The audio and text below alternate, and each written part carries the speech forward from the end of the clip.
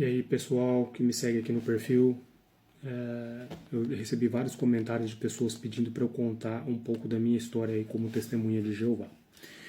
Bom, se vocês entrarem no meu canal no YouTube, Livre-se de Crenças Limitantes, lá tem uma playlist onde eu conto um pouco também da minha história. Eu vou fazer alguns vídeos aqui no TikTok para passar um panorama, um resumo. E depois, se vocês quiserem uma coisa um pouco mais completa, poderão visitar o meu canal, Livre-se de Crenças Limitantes. Então, para começar nesse primeiro vídeo, o que eu quero falar para vocês é o seguinte: como eu conheci as Testemunhas de Jeová. Eu fui levado a essa organização através da minha mãe. A minha mãe, quando solteira, estudou com as Testemunhas de Jeová, ela e meu pai inclusive, mas foi por pouquinho tempo. Mas aquilo acho que ficou no coração da minha mãe, ela gostou da informação. Aí depois que eles se casaram, tiveram seus 6 filhos, eu sou o mais velho desses 6 filhos. A minha mãe, volta e meia, começava a estudar, depois parava, retomava. Eu lembro que teve uma vez que a gente chegou a ser um pouquinho mais firme, né, no estudo. Eu estava com 8 anos de idade, né, 8 para 9 anos de idade nessa época. Eu estudava o livro Histórias Bíblicas, da capa amarela. O menino que na minha casa dá a instrução para mim, né, deveria ter lá 15, 16 anos, era mais velho que eu, logicamente. E era totalmente diferente do que acontece hoje, né? Com 2 ou 3 estudos do livro Histórias Bíblicas, na quarta vez, em vez de eu estudar, ele levou, eu fui no campo com ele, junto com o irmão que era ancião. Né? Pregamos ali perto da minha casa, vi como é que era a pregação já, com pouquinho tempo de estudo. Não fez pergunta de batismo, pergunta para ser publicador, nem nada disso. Então foi uma época da minha infância que a gente aprendeu bastante coisa aí da organização das Testemunhas de Jeová. Isso aí ficou assim, bem arraigado, né, na nossa mente e coração. Mas aí paramos com o estudo, voltamos à vida normal, minha mãe voltou à sua vida natural, né, que era difícil, minha mãe tinha o vício do cigarro, era complicado para ela largar naquela época ali, e parou, e ficou assim. E aí por volta, quando eu estava lá com uns 15 a 16 anos, ela decidiu voltar a estudar novamente. Aí eu já estava maiorzinho, né, 15, 16, meus irmãos também, e a minha mãe sozinha no Salão do Reino com 6 filhos. Né? Aquele começo empolgante, todo mundo apoiava, admirava, que a minha mãe sozinha com 6 filhos, ela fazia o máximo, né, o seu melhor, para que eles estivessem sempre bem vestidinhos, bonitinhos e todos lá no Salão do Reino. Eu lembro que a gente chegava, sentava todo mundo junto, né? 7 pessoas. era muito legal. Então, foi uma época boa, né? Porque a gente tem que lembrar com carinho, né, das coisas que a gente passou, o que a gente viveu no passado. E foi uma época boa. A organização da Testemunha de Jeová era totalmente diferente dessa organização que nós estamos vendo hoje. Não que não era picareta, não que não fazia as coisas que fazem hoje, mas era uma organização que tinha um tom de certo respeito, muito mais do que hoje. Então, por hoje, nesse vídeo, eu vou falar só essa parte, de como foi que eu vim aí a conhecer a verdade, né, das Testemunhas de Jeová, a verdade das Testemunhas de Jeová, para ficar bem claro, através da minha mãe. Aí no próximo vídeo, vamos falar de como foi o meu desenvolvimento dentro da organização das Testemunhas de Jeová até me tornar servo ministerial a primeira vez, tá bem? Então, fique atento aí para você assistir o próximo vídeo. Olá pessoal, bem-vindos aí a mais um vídeo aqui do nosso perfil, continuando ali a minha história, né, como testemunha de Jeová. Vamos então à consideração aí da segunda parte, né? Eu parei ali na situação em que nós retomamos, né, os estudos da Bíblia aí, agora já um pouquinho mais velho, por volta aí de 16 anos, 15, 16 anos, aí a gente começou a pegar firme mesmo dentro da organização, onde eu permaneci aí por cerca de 30 anos, né? Para quem já perguntou no vídeo anterior, por quantos anos eu fiquei dentro da organização, foi assim, cerca de 30 anos dentro da organização das Testemunhas de Jeová.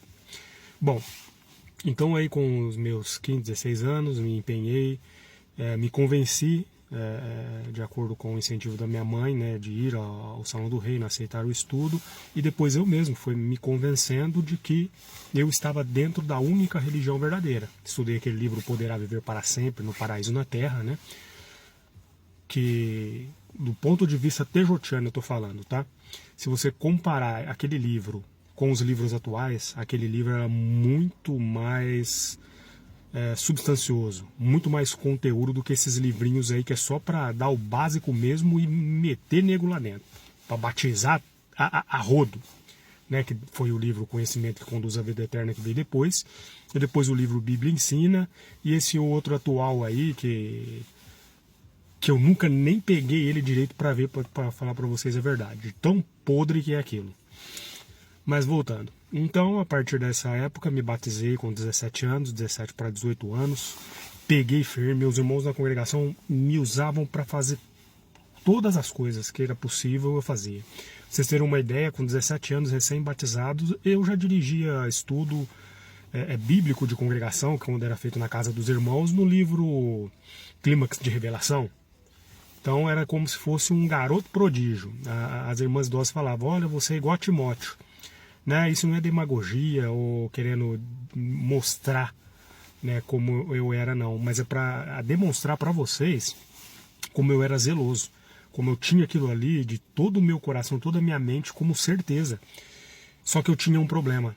Eu estudava bastante a Bíblia. Se a minha mãe estivesse viva aqui hoje, ela poderia testar isso. A minha esposa, que é minha namorada, que eu conheci durante esse processo também, conheci ela com 17 anos, começamos a namorar e batizamos juntos, estamos juntos até hoje. Só para vocês terem uma ideia, né? Casamos tudo certinho dentro do Salão do Reino, conforme, né, o padrão tejotiano. Foi assim, realmente algo muito intenso. Então eu peguei firme, continuei naquela toada, zeloso de obras excelentes, considerado como um Timóteo moderno pelos idosos na congregação, ajudava em tudo, apoiava campo, cuidava de território, cuidava de balcão, cuidava, tudo que precisasse, os irmãos me pediam, eu estava pronto. Era para fazer um discurso, de última hora eu estava pronto, porque eu preparava todos os discursos, para você ter uma ideia, mesmo não sendo servo ministerial ainda, eu preparava até os discursos de servo ministerial, de ancião, como se eu fosse fazer. Entende? Então, assim, eu sempre fui muito bem preparado para as reuniões. Eu era o verdadeiro Caxias, chato pra dedéu, porque acreditava que aquilo ali era realmente tudo verdade. Tanto é que dos 19 para os 20 anos ali, os irmãos começaram a me treinar bastante, usar isso, usar aquilo outro. Aí quando eu estava com 20 para 21, eu já fui designado servo ministerial, em maio de 1998. Então recebi a minha primeira designação num cargo, num privilégio de serviço, né, especial, podemos assim dizer, né, do nível congregacional, que era servir como ministerial. E eu era um servo ministerial também aí mais zeloso ainda. Né, discurso público sempre. Tinha um irmão que ele era servo ministerial mais antigo do que eu, mais velho do que eu, e ele me designava mesmo, que era moço novo, né? Aí eu ia para cidades fora, próxima de Ribeirão Preto. Tinha meses que eu fazia 2, 3 discursos, às vezes até 4, porque eu conhecia bastante irmãos, aí tinha alguns arranjos que eu fazia eu mesmo por fora, ia visitar alguma congregação e fazia discurso, mesmo sendo servo ministerial. Naquela época eu não tinha esse autocontrole que a organização quer, que servo ministerial fica dentro da congregação só fazendo coisa mecânica. Né? A gente tinha um maior grau, uma certa liberdade nesse sentido. Então, é diferente do que hoje, né? Hoje é tudo autocontrole.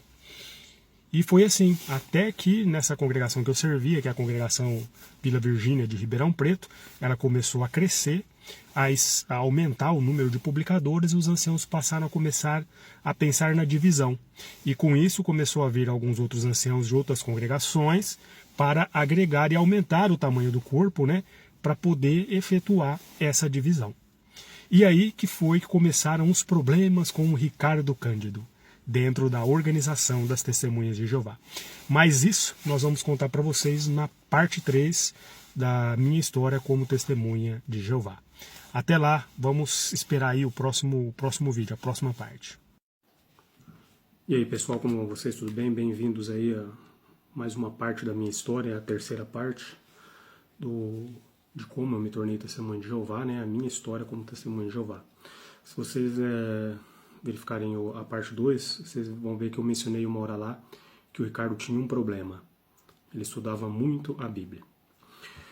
E sempre estudei bastante e era muito apegado ao exemplo de Jesus. Um texto bíblico que nunca saiu da minha mente foi o Marcos 10, 45, se eu não me engano, onde Jesus Cristo fala ali que ele não veio para ser ministrado, mas para ministrar e dar a sua alma como resgate em troca de muitos. É mais ou menos assim que diz ali. Então, quer dizer, se Cristo, que tinha a posição superior, estava disposto a servir e até morrer pelos outros, imagine nós, né, homens que servíamos na dianteira. Nessa época eu era servo ministerial, né, recém-designado, zeloso, fazia tudo aquilo que era incumbido, como eu já disse na parte anterior, mas a congregação cresceu e foi dividida. E até que isso ocorresse, né, chegou na nossa congregação outros anciãos, tinha um ancião que eu vou chamar ele aqui de Magalhães, que veio a se tornar o coordenador, né, o presidente ainda na época minha, da congregação que eu fiquei. Eu fiquei junto com esse irmão que eu vou, como eu falei para vocês aqui, eu vou identificá-lo de Magalhães. E ele era totalmente diferente do que eu estava acostumado na congregação Vila Virgínia. Eu tinha o irmão lá que era o coordenador anterior, né? É o irmão AD. Esse irmão não tenho o que falar dele. Esse irmão foi como se fosse um pai, um avô. Tudo que você imaginar de uma pessoa boa é esse irmão, esse coordenador. E para mim ele era um exemplo de como eu queria ser quando eu fosse ancião. E olha só para vocês terem uma ideia, era um irmão que ele me pegava em casa, levava com ele para visitar os idosos. Você já imaginou? Eu lá com 20 e poucos anos, ia com um irmão mais velho, experiente, ele fazia as visitas, às vezes me preparava para poder falar alguma palavra de consolo para os irmãos que a gente visitava. Era assim realmente uma coisa diferente. A gente ia no campo, fazia 2 horas de campo no domingo e depois a gente ia fazer as visitas para os idosos, sabe? Eu fui treinado para ser assim. E como eu sempre segui o exemplo de Cristo, eu falo, não, aqui realmente eu estou fazendo aquilo que é correto. Estou numa religião que é a verdadeira mesmo. Porque olha aqui como que eles dão importância para as pessoas, né? Eu assim pensava. Mas passou o tempo então, a congregação foi dividida e eu fiquei do lado da congregação junto com o irmão Magalhães. Esse aí já era um tirano. Ele achava que ele era o dono da congregação, o manda-chuva. E eu sempre fui tupetudo, né? Quando tinha o estudo da sentinela, ele dirigia e às vezes tinha aqueles estudos voltados para os anciãos, né? Da conduta como eles tinham. Rapaz, eu debulhava no estudo. E eu comentava mesmo, fazia a aplicação daquela instrução para o que nós vivíamos na congregação com aquele irmão, que ele era saía quebrando o salão, ele achava que tinha que trocar um banheiro de lugar, ele